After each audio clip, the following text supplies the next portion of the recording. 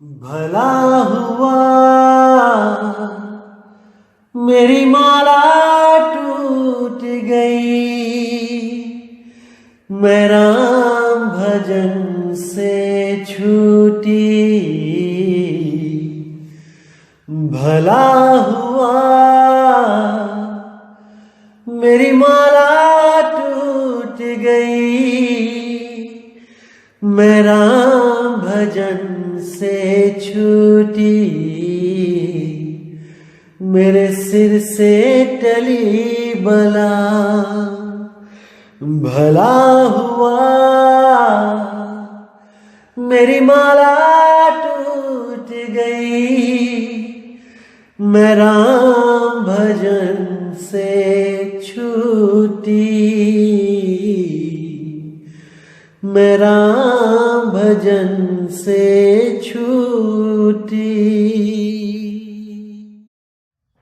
नमस्कार दोस्तों, सबसे पहले तो मैं आपसे माफी मांगूंगा कि मैं लगातार 10 दिन आपको कोई सत्संग नहीं भेज पाया। असल में मैं गुरुजी की सेवा में था। हमारे यहाँ जो सत्संग होता है मकर संक्रांति का, उसमें मैं अपने गुरुदेव की सेवा में लगा हुआ था। आने वाली संगत के और आने वाले साधुओं की सेवा में लगा हुआ था, इसलिए मैं आपको सत्संग नहीं भेज पाया। मैं तहे दिल से माफी मांगता हूँ। और आज जो मैं आपको वाणी का जो मैं आपको अर्थ बताने जा रहा हूँ, उस गुप्त भेद के बारे में बताने जा रहा हूँ। मैं पूरी उम्मीद करूंगा कि आप सब अपनी तलवारें तिखी करके एक एक शब्द को समझेंगे और परमपिता परमात्मा का गुणगान गाएंगे। साहिब बंदगी। तो शब्द का शीर्षक है संतो वह घर सबसे न्यारा, जहां पूर्ण पुरुष हमारा। बहुत प्यारी वाणी है कबीर साहब की। आज इस पर व्याख्या करेंगे और सत्य असत्य का निर्णय करेंगे। तो साहिब कहते हैं, संतो वह घर सबसे न्यारा, जहां पूर्ण पुरुष हमारा। कि हे जीव, वो जो परमपिता परमात्मा का जो असली घर है, जहां पर वो मालिक, वो दया का सागर, वो प्रेम का सागर रहता है, वो सबसे न्यारा है। सबसे न्यारा, सब में होता हुआ भी सबसे न्यारा। तो क्या कहते हैं, जहां नहीं सुख दुख साच झूठ नहीं, पाप न पुण्य पसारा। कि भाई, जिस जगह की, जिस शब्द की मैं बात कर रहा हूं, जब उसकी प्राप्ति होती है तो वहां पर कोई सुख और दुख दोनों ही नहीं रहते। परम आनंद आ जाता है, ना सुखी ना दुखी। क्योंकि दुख और सुख केवल इंद्रियों का विषय है भाई। जब इंद्रियों को उसके सोच के अनुसार कोई चीज मिल जाती है तो वो सुखी हो जाता है, और जब कोई चीज जो उसको पसंद है उससे दूर हो जाती है तो वो दुखी हो जाता है। जैसे आपकी दुकान पे किसी दिन ज्यादा ग्राहक आ जाए, ज्यादा पैसा आ जाए, तो आप उस दिन सुखी हो जाते हो, खुश हो जाते हो, मन खुश हो जाता है। और अगर किसी दिन ग्राहक ना आए तो आप उस दिन अपने आप को दुखी समझने लग जाते हो। तो इसी सुख दुख से जो न्यारा है वो शब्द है।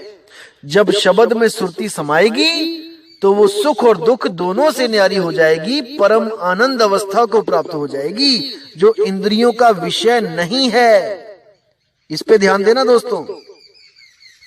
तो कहते पाप न पुण्य पसारा, आप पाप और पुण्य दोनों से न्यारे हो जाते हो। जैसे साहिब कहते हैं, पाप और पुण्य ये दोनों बेड़ी, और एक लोहा एक कंचन केरी। आप पुण्य और पाप दोनों करके मुक्त नहीं हो सकते। आपने देखा होगा कुछ लोग कहते हैं, अरे करना क्या है, बस बुजुर्गों की सेवा करो, अच्छे काम करो, किसी को दुख मत दो, दान करो, धर्म करो, यही है, इसी से मुक्ति हो जाती है। नहीं, इससे आपको अगला जन्म इस जन्म से बेटर मिल जाता है, लेकिन मुक्ति नहीं होती। क्योंकि मुक्ति केवल और केवल सतनाम से होती है, सच्चे नाम से होती है, राम के नाम से होती है। उस राम के नाम को जानने के लिए एक भेदी सतगुरु की जरूरत पड़ती है। वरना राम का नाम तो आप भी जानते हो, 2 अक्षरों का, हिंदी भाषा में रा और मां। लेकिन नानक साहिब कहते राम राम करता जग फिरे, राम न पाया जाए। वो राम ऐसे नहीं मिलेगा भाई, उसके लिए एक भेदी सतगुरु की जरूरत होती है। तो आगे क्या कहते हैं? नहीं दिन रैन चंद्र नहीं सूरज, बिन ज्योति उजियारा। वो जगह ऐसी है भाई जहां पे दिन रात सूरज चांद ये सब कुछ नहीं है, क्योंकि ये सब तत्वों का खेल है और वो निहित तत्व है। वहां पर किसी भी तत्व का प्रवेश ही नहीं है, कोई तत्व वहां नहीं पहुंच सकता। वहां ना तो आकाश पहुंच सकता है, ना वहां पे वायु पहुंच सकती है, ना कोई जल, ना कोई अगन, ना कोई धरती। वहां वायु भी नहीं पहुंच सकती है। और जो लोग सोचते हैं कि वायु का सहारा लेके, यानी प्राणों का सहारा लेके, यानी कि श्वासों का सहारा लेके उस लोक तक पहुंचा जा सकता है, उस अवस्था को प्राप्त किया जा सकता है, वो केवल एक भ्रम में जी रहे हैं। कभी नहीं हो सकता ऐसा, क्योंकि वो निहित तत्व है भाई। वो तत्वों में नहीं आता कि आप किसी तत्व की साधना करने लग जाओ, तत्वों पे ध्यान लगाने लग जाओ। त्रिकुटी पे ध्यान लगाओगे, त्रिकुटी क्या है? अरे त्रिकुटी भी तो मांस से ही बनी है। आंखों के पीछे जो त्रिकुटी है वो क्या क्या है? वो आपका सारा शरीर है, हड्डी और मांस से बना हुआ है, लोथड़ों से बना हुआ है। और ये श्वास क्या है? ये वायु तत्व है। इस वायु तत्व में ध्यान लगाओगे तो वहीं तक पहुंच पाओगे जहां तक वायु पहुंच सकती है। इसको समझो। हवाई जहाज से चांद पे नहीं पहुंचा जा सकता। हवाई जहाज उड़ता तो है आसमान में, लेकिन चांद तक नहीं जा सकता भाई। उसकी अपनी सीमा है, लिमिट है। लेकिन एक रॉकेट वो आपको चांद तक लेके जा सकता है। उड़ते दोनों हवा में है, लेकिन दोनों की चाल न्यारी न्यारी है। अब कोई कहे कि आपको टिकट दे दूं मैं हवाई जहाज की और आपको चांद पे पहुंचा देगा, तो वो आपके साथ धोखा कर रहा है। जब वहां पे तत्व ही नहीं है तो किसी तत्व की डोर पकड़ के आप वहां कैसे पहुंच सकते हो? अर्थात नहीं पहुंच सकते। तो आगे साहिब क्या कहते हैं? दिन नहीं रैन चंद्र नहीं सूरज, बिना ज्योति उजियारा। वहां पे कोई ज्योत भी नहीं है कि कोई कहता है कि ज्योति ज्योत समा जाना है और वो ज्योत ही परमात्मा है। नहीं, ऐसा बिल्कुल नहीं है। आगे कहते हैं नहीं तहीं ज्ञान ध्यान नहीं जप तप। कि भाई ऐसा भी नहीं है कि कोई कहते हैं, कई लोग कहते हैं कि ध्यान करना है, अरे कहीं भी लगा लो, कहीं भी ध्यान कर लो, किसी का भी ध्यान कर लो, परमात्मा तो एक ही है। यानी कि कहीं पे भी, कई लोग तो दीवार पे बिंदु, जो दीवार है सामने आपके, उस पे एक बिंदु बना देंगे और उसी पे ध्यान करने लग जाएंगे। उसको देखते रहेंगे, लगातार देखते रहेंगे, देखते रहेंगे, और वही बिंदु अपने आप आंखों के सामने से ओझल हो जाएगा, गायब हो जाएगा। तो कहेंगे अब आप उस निराकार को देख सकते हो। देखिए भरम जाल, देखिए कई पंथ चल रहे हैं ऐसे, जो आपको अंधेरे में बैठा देंगे और दीवार पे एक छोटी सी एलईडी लाइट जला देंगे, जैसे लाल सा प्रकाश कर देंगे। अब उस प्रकाश को देखते रहो, बिंदु को देखते रहो, देखते रहो, देखते रहो, और देखते देखते देखते वो बिंदु गायब हो जाएगा। जैसे कंसंट्रेशन जब ज्यादा हो जाती है तो वो सीमित हो जाती है, उसके आसपास की चीजें दिखनी बंद हो जाती हैं। और एक समय ऐसा आता है पूर्ण अभ्यास करने के बाद कि वो चीज जो देख रहे होते हैं वो भी दिखनी बंद हो जाती है। जैसे कंसंट्रेशन का विषय है, जैसे अर्जुन था, जब अर्जुन ने उस चिड़िया की आंख में निशाना साधा तो गुरु ने पूछा, अर्जुन तुम्हें क्या दिखाई दे रहा है? तो अर्जुन ने कहा, मुझे चिड़िया की आंख के सिवा कुछ दिखाई नहीं दे रहा। जबकि बाकियों से पूछा तो उन्होंने कहा, मुझे पेड़ भी दिख रहा है, मुझे सब कुछ दिख रहा है, पीछे जो है मकान भी दिख रहे हैं, सब कुछ दिख रहा है। पत्ते भी दिख रहे हैं पेड़ के। तो उन दोनों के ध्यान में क्या फर्क था कि अर्जुन का ध्यान पका हुआ था। अर्जुन जिस चीज को देखना चाहता था केवल वही चीज दिखती थी, उसके अलावा कुछ नहीं दिखता था। तो ये ध्यान पकाना कहते हैं इसको। तो साहिब कहते हैं नहीं वहां ज्ञान ध्यान नहीं। तो साहिब कहते हैं नहीं वहां ज्ञान ध्यान नहीं, जप तप वेद कतेब न बाणी। कि भाई उस जगह जब आपकी सुरती वहां रमेगी तो वहां पर कोई वेद कतेब कोई वाणी का ज्ञान कोई काम नहीं आएगा। वहां पर केवल आपकी 100% सुरती चाहिए।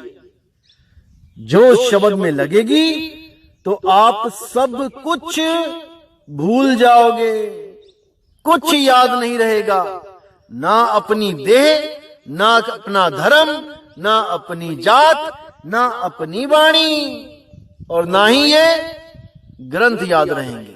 कुछ भी नहीं है वहां पे, केवल अपना निज स्वरूप। उसके अलावा सब जड़ माया ही तो है भाई।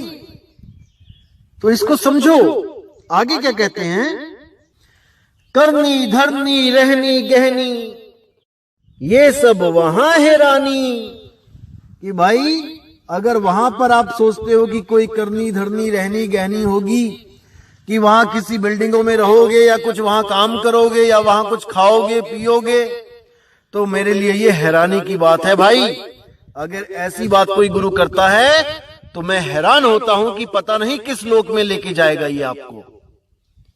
बिल्कुल सावधान हो जाओ ऐसे गुरुओं से जो आपको इस भ्रम में डालते हैं कि आप वहां जाके किसी घर में रहोगे, कोई सोने की सड़कें होंगी, कि वहां पे बूंदों की तरह आत्मा रहेगी, समुद्र में जैसे बूंदे रहती हैं। अरे नहीं भाई, ये सब घोर अज्ञान है।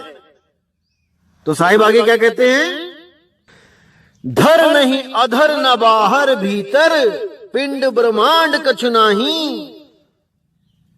वहां पहुंच के ना तो धर ना अधर, कहीं भी नहीं, और ना बाहर भीतर, ना अंदर ना बाहर, कहीं भी नहीं, और पिंड ब्रह्मांड कछु नाही। ना तो वहां कोई शरीर है, ना ही वहां कोई ऐसा आसमान है कि वहां सूरज चांद सितारे होंगे, वहां दिन और रात होगी। आप ड्यूटी पे जाओगे काम करने, आपके बच्चे इंतजार करेंगे घर में, आपके माँ बाप बैठे होंगे वहां पे। अरे भाई ये सब भरमजाल है, कुछ नहीं है वहां पे, केवल आपका निज स्वरूप, उसके अलावा कुछ नहीं, कुछ नहीं। अब आगे कहते हैं, 5 तत्व गुण 3 नहीं तहां साखी शब्द न ताही। वहां पर कोई 5 तत्वों नहीं, कोई सूरज चांद आकाश अग्नि वायु पृथ्वी नहीं, वायु भी नहीं। कोई सोचे कि हम वहां सांस लेंगे, अरे वहां सांस भी नहीं है भाई, बिना सांसों के जीवित रहोगे आप। स्वर्ग नरक ब्रह्मलोक सतलोक अलखलोक अगमलोक अनामी लोक अकह लोक, इन सब लोकों में आपको सांस लेनी पड़ती है, क्योंकि माया ने ये नकली बना रखे हैं। नाम रखा है इनका सतलोक अलखलोक अगामी लोक। ये जब मैं कर नैनो दीदार महल में प्यारा है, जब मैं पार्ट 2 और 3 बनाऊंगा तो आपको एक एक चीज समझ में आएगी कि इस माया ने क्या क्या जाल बना रखे हैं इस जीव को उलझाने के लिए। तो साहिब कहते हैं वहां पे कुछ नहीं है ऐसा, किसी भ्रम में ना रहे कोई कि श्वासा की डोरी पकड़ के किसी मंत्र को जप के मंत्रों की कमाई काल को देके आप सतलोक को चले जाओगे, आप मुक्त हो जाओगे। इस गलत फहमी में कभी मत रहना भाई, कभी मत रहना। साहिब क्या कह रहे हैं इसको अच्छी तरह विचार लो, समझ लो, सोच लो, और कोई धर्म जात में ना बांटे कबीर साहब को कि ये केवल कबीर पंथी के लिए कह रहे हैं। नहीं मेरे भाई, ये पढ़ाई पीएचडी की पढ़ाई है, ये सब जीवों के लिए पढ़ाई है। ये वो पढ़ाई है जहां जिसको 3 गुण यानी ब्रह्मा विष्णु महेश भी नहीं समझ पाए, वो भी भक्ति किए, तपस्या किए, लेकिन उनकी तपस्या भी अधूरी रही, क्योंकि सत्य शब्द, सच्चा नाम उनके पास भी नहीं था। उनके पास था लेकिन उसका भेद नहीं जान पाए। जैसे कस्तूरी तो सबके पास है, ऐसा कोई नहीं जिसके पास कस्तूरी नहीं, ऐसा कोई हिरण नहीं, लेकिन बिना भेद के भटकता ही फिरता है। इसी प्रकार तीनों देवता भी, ये त्रिदेवा भी भक्ति किए हैं। हिमालय पे जाके भोले शंकर ने भी भक्ति करी है, जबकि कहने में आ रहा है देवों के देव महादेव। अरे अगर आप ही देवों के देव महादेव हो तो आप किसकी भक्ति करते हो? ये सवाल हर इंसान के दिल में होता है कि भोले शंकर आखिर भक्ति किसकी कर रहे हैं। तो अगर आपने जानना है कि भोले शंकर किसकी भक्ति कर रहे हैं तो उनका एक ग्रंथ उठाओ, शिव स्वरोदय। उसमें पार्वती और शंकर जी की पूरी वार्तालाप है। जो सवाल आपके दिमाग में है कि शंकर जी किसकी भक्ति करते हैं, वही चीज पार्वती जी के दिमाग में आई कि हे प्रभु, मैंने हर जगह यही सुना है कि आप देवों के देव महादेव, आपसे बड़ा कोई नहीं, फिर आप किसकी भक्ति में लीन रहते हो? तब देखो वहां पे क्या लिखा है। वहां साफ लिखा है कि मैं उस निराकार ब्रह्म की भक्ति करता हूं जो इन 5 तत्वों का जनक है, जो इन 5 तत्वों में रमण करता है, जो इन 5 तत्वों से दुनिया को बनाता है, पालता है और उसका विनाश कर देता है। साफ लिखा है। और उसको प्राप्त करने की विधि भी बताई है कि साकार हकार, वहां पे साकार हकार लिखा है, सा से सो और हा से हंग। सकार यानी कि सो, हकार यानी कि हंग। गुप्त रूप में भेद दिया है वहां सोहंग का कि श्वास आती है तो सो, श्वास जाती है तो हंग। इसी सोहंग का जाप मैं अपनी समाधि में करता हूं, जिसको शून्य समाधि कहते हैं। मैं शून्य तक जाता हूं और वहां पर जाके मेरा देह अभिमान टूट जाता है और मैं वहां पे खुद को निराकार समझ के उसमें लीन रहता हूं। साफ लिखा है। लेकिन आगे का भेद भोले शंकर नहीं जान पाए कि भाई सरगुण निर्गुण दोनों से पारा वो क्या है। साहिब कहते हैं सरगुण निर्गुण दोनों से पारा और जानेगा कोई जाननहारा। जब सतगुरुदेव आपकी जिंदगी में आ जाते हैं तो वो आपको सरगुण और निर्गुण दोनों से परे ले जाते हैं, दोनों से पार की भक्ति बताते हैं। सरगुण मानो घड़ा एक शेप में और निर्गुण मानो मिट्टी। उस मिट्टी से चाहे आप घड़ा बना दो, उस मिट्टी से चाहे आप गुल्लक बना दो, उस मिट्टी से आप चाहे चकला बना दो, बेलन बना दो मिट्टी की, चिड़िया बना दो मिट्टी की। तो मिट्टी है निराकार और ये जो चीजें बनती हैं ये है साकार। इसी तरह ब्रह्म है निराकार, आकाश है निराकार, शून्य है निराकार, ये पोल है निराकार, ये दोनों हाथों के बीच में जो स्पेस है, गैप है, ये है निराकार। इसी निराकार से साकार प्रकट होते हैं और निराकार और साकार में कोई फर्क नहीं होता। केवल भ्रमवश हमें लगता है कि ये चीज साकार है और वो गैप निराकार है। असल में वो एक ही चीज है। जैसे पानी में कभी बर्फ जम के तैरने लग जाए तो हमें भ्रम होता है कि ये बर्फ पानी से भिन्न है। बर्फ अलग चीज है, पानी अलग चीज है, लेकिन ये केवल मायावत दिखाई और समझ में पड़ता है कि ये दोनों अलग हैं। जो तत्वज्ञानी है वो जानता है कि पानी और बर्फ एक ही चीज है, बस रूप अलग दिख रहे हैं। ये बर्फ भी पिघल के पानी ही बन जाएगी। इसी तरह जितने भी निराकारी हैं, जितने भी निराकार को मानते हैं, उन सबको ये ज्ञान होता है कि साकार की भक्ति नहीं करनी है। ये साकार एक दिन खत्म होके निराकार में ही समा जाएगा। जैसे ये शरीर साकार है, जब ये खत्म होगा तो इसकी जो मिट्टी तत्व है वो मिट्टी में समा जाएगा। इसमें जो वायु तत्व सांस है वो वायु में समा जाएगी। इसमें जो अग्नि टेम्परेचर है, जठर अग्नि है, वो अग्नि तत्व में समा जाएगी। इसमें जो पानी है, खून है, पसीना है, बूंद है, वो पानी तत्व में समा जाएगा। और इसका जो मन है, जो इसका वो निराकार मन इस निराकार आकाश तक समाएगा और उसके बाद दोबारा सृष्टि पैदा कर देगा, दोबारा साकार रूप धारण कर लेगा। तो इसी आने जाने में सब देवी देवता, सब ऋषि मुनि, पीर पैगंबर, औलिया, सब इसी में भटकते रहे।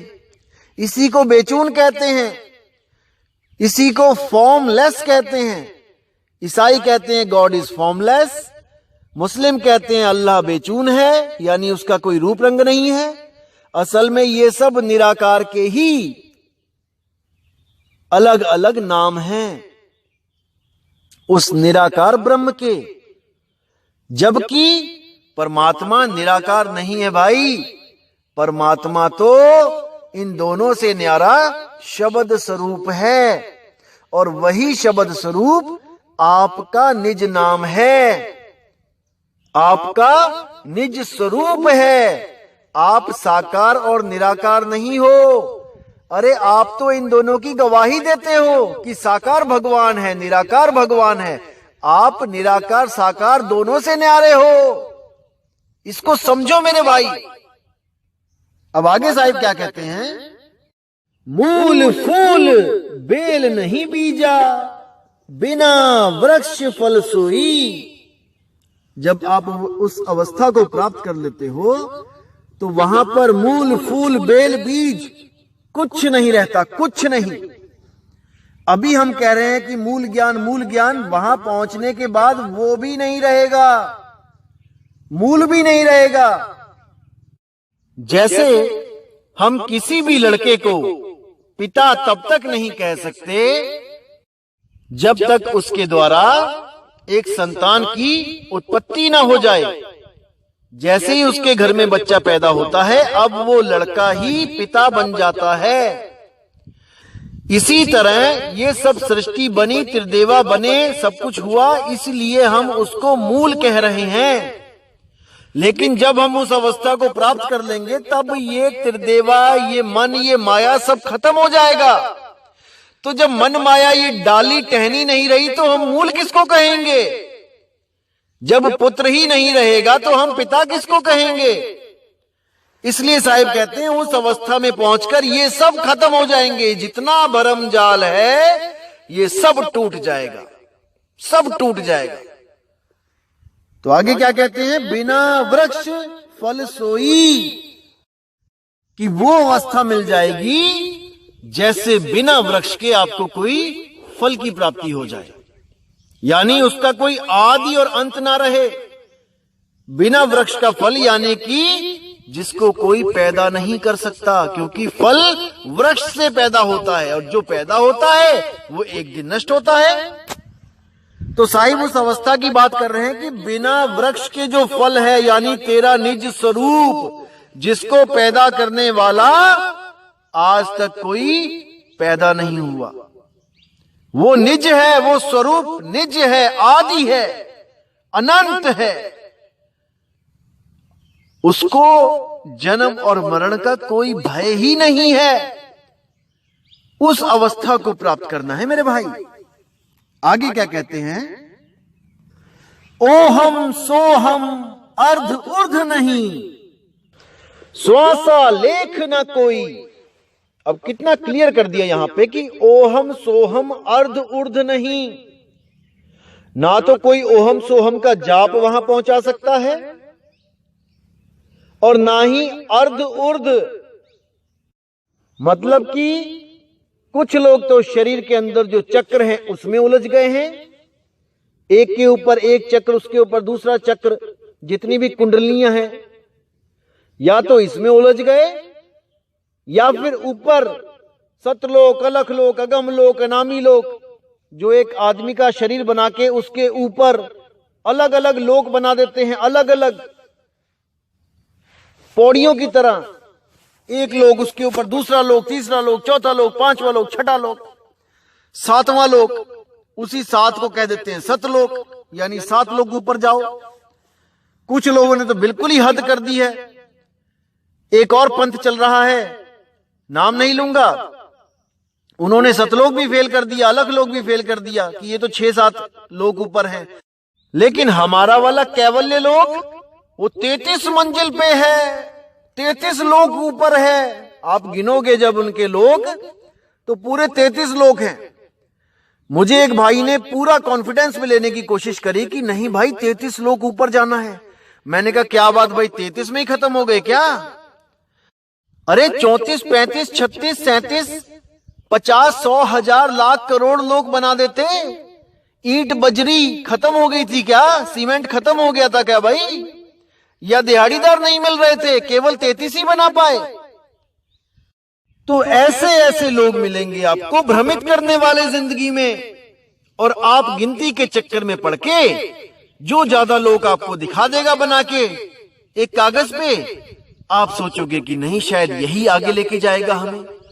अरे नहीं, अर्ध उर्ध, ना ऊपर ना नीचे, कहीं नहीं जाना है, क्योंकि ना कहीं जाना ना कहीं आना, आपे में आप समाना। इसी को मूल मंत्र समझ लो, इसी को निज मंत्र समझ लो भाई, और इसको मन में अच्छी तरह बैठा लो, तभी आपका कल्याण होगा। अन्यथा आप इन्हीं लोगों के चक्कर में हमेशा आते जाते रहोगे, आते जाते रहोगे, क्योंकि ये लोग एक दूसरे से कनेक्टेड हैं, पौड़ियों की तरह। एक पौड़ी छोड़ी दूसरी पौड़ी चढ़ गए, दूसरी पौड़ी छोड़ी तीसरी पौड़ी चढ़ गए, तीसरी छोड़ी चौथी चढ़ गए। ऐसे ही एक दिन आप उतर भी आओगे। लेकिन कबीर साहब का जो ज्ञान है वो विहंगम योग है।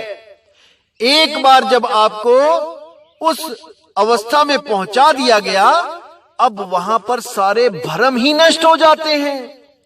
आप इस लोक को हमेशा के लिए भूल जाते हो, और जो आपने गलती करी है उसको आप सुधार लेते हो मेरे भाई।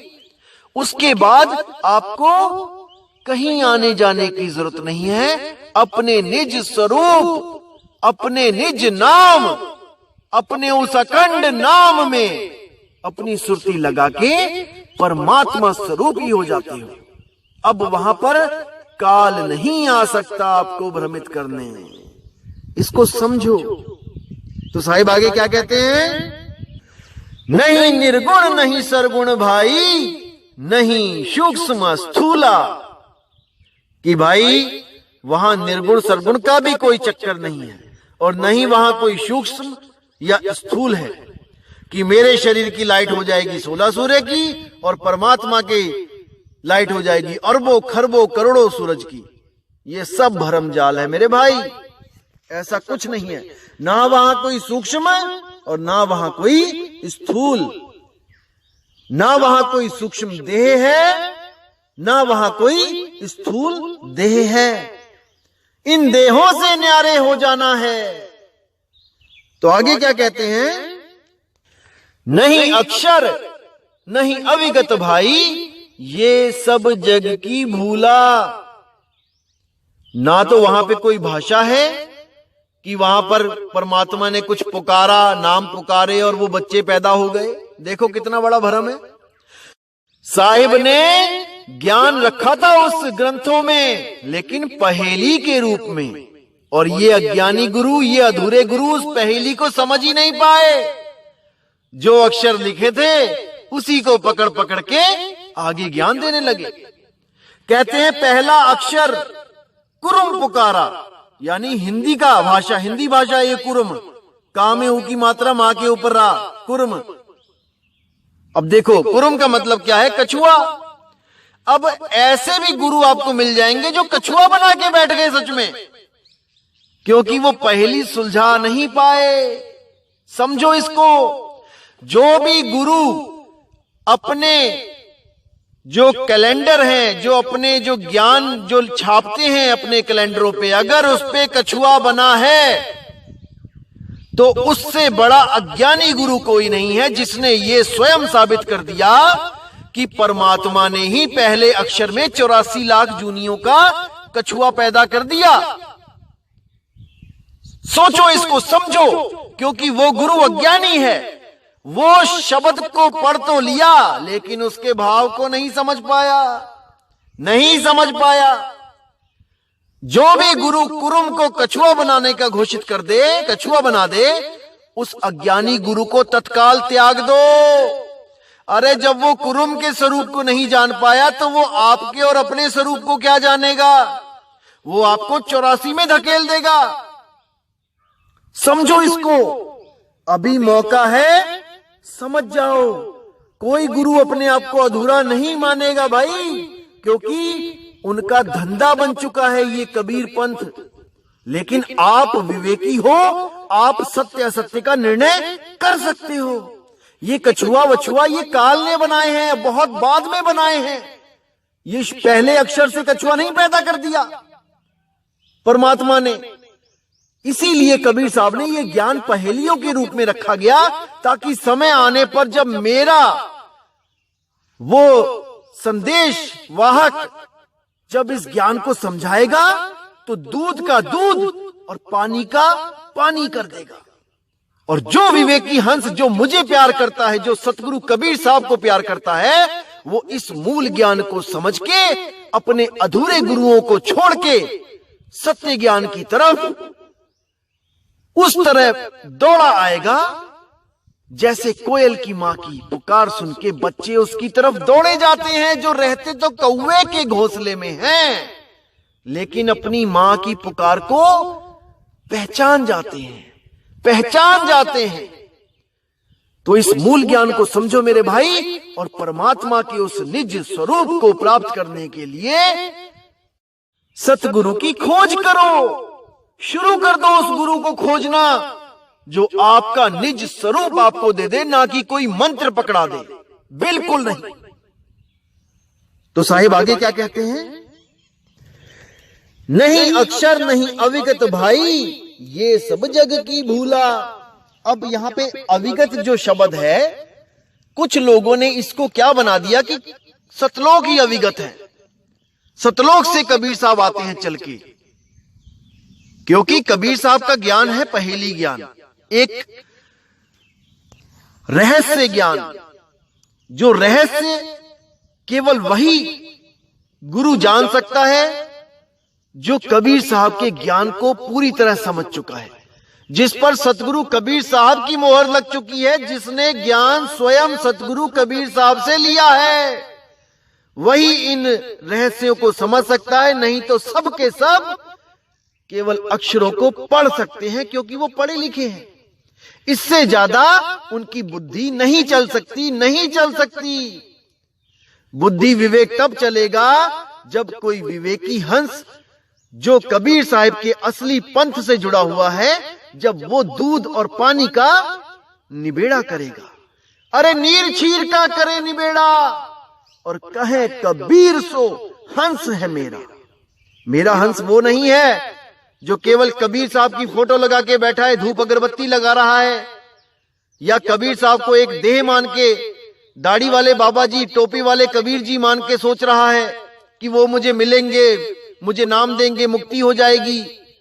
अरे नहीं भाई, साहिब कहते हैं हम हैं शब्द शब्द हम माही, और शब्द से भिन्न और कछु नाही।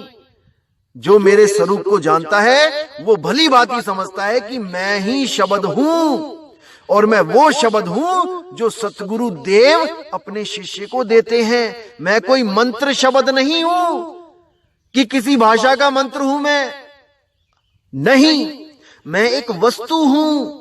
अरे वस्तु कहीं ढूंढे कहीं कैसे लागे हाथ, गुप्त वस्तु तब मिले भेदी लीजिए साथ।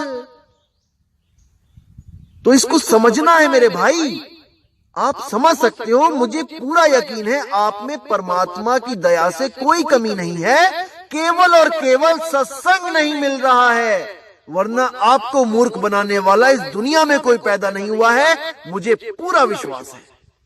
आगे क्या कहते हैं साहेब, जहां पुरुष तहवा कछु नाही, और कहे कबीर हम जाना, हमरा भेद लखे जो कोई, पावे मूल ठिकाना।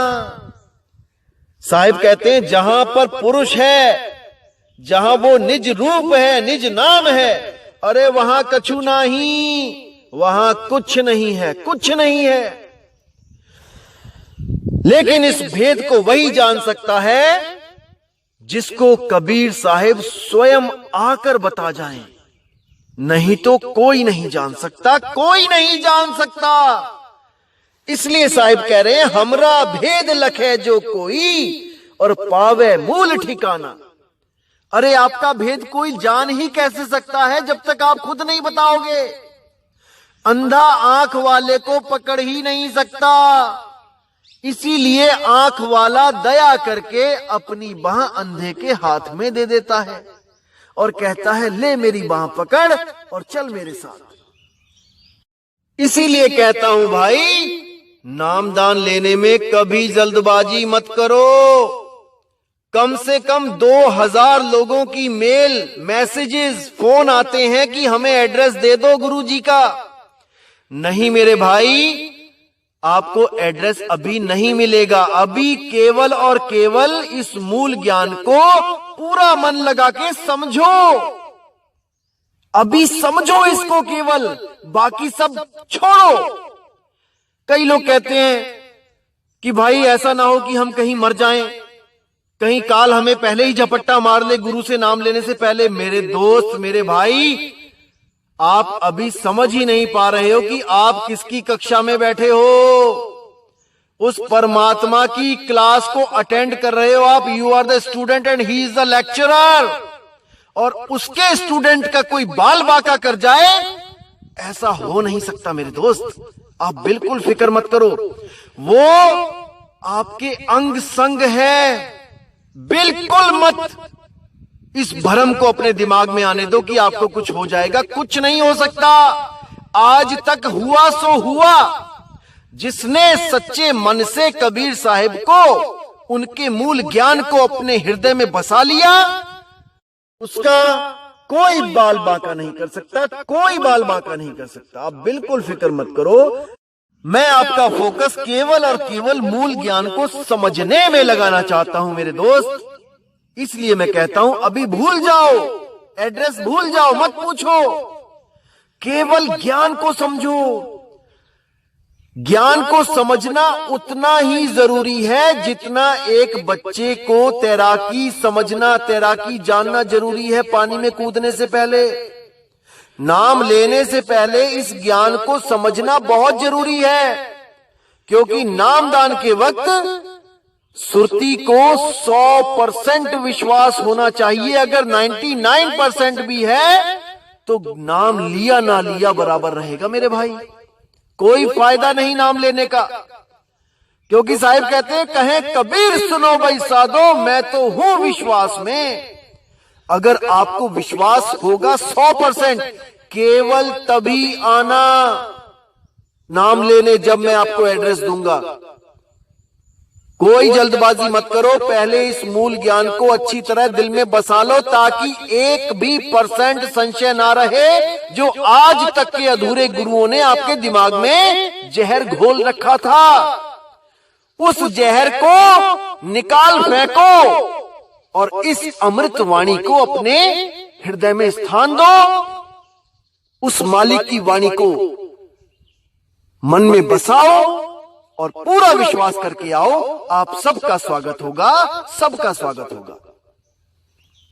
तो दोस्तों, अब मैं विदा चाहूंगा और परमात्मा से हमेशा यही दुआ करूंगा कि आपका विवेक इतना बढ़ता जाए, इतना बढ़ता जाए कि इस दुनिया में कोई अधूरा गुरु आपको मूर्ख ना बना पाए, नहीं बना पाए। बहुत बन लिए, युगों युगों से बनते ही आ रहे हैं। अब नहीं, अब नहीं, अब नहीं। तो दोस्तों मुझे विदा करें। जय गुरु बंदी छोड़ वैराग साहिब जी की, जय गुरु बंदी छोड़ मदन साहिब जी की, जय जय बंदी छोड़ सतगुरु सत्य कबीर साहिब जी की सदा ही जय हो, सदा ही जय हो। साहिब बंदगी सतनाम। तो साहिब कहते हैं